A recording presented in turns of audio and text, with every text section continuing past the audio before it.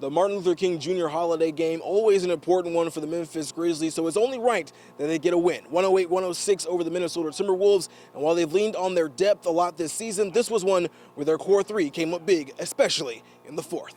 Despite jumping out to an early double-digit lead in the first quarter, the Grizz found themselves scratching and clawing their way back into the game.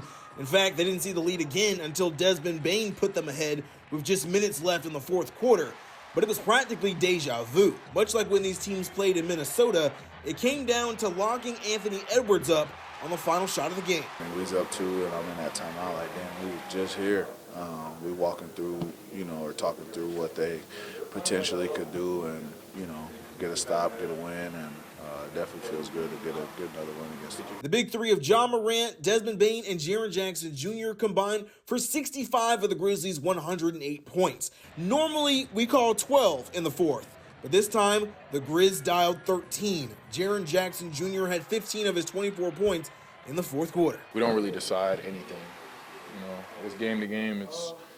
Anything is a good option, I feel like, with us being in control or having the ball or being in the spots we want. So when we're in those situations, I like all our options.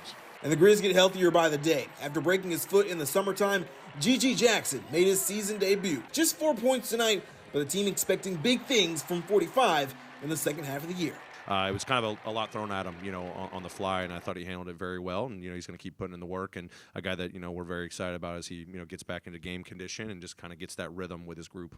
One more time, 108-106. The Grizzlies beat the Minnesota Timberwolves, and they'll be right back on the floor Wednesday afternoon here in FedEx Forum when they take on the Charlotte Hornets, Game 2 of their 4-game homestand. From FedEx Forum, I'm Avery Braxton.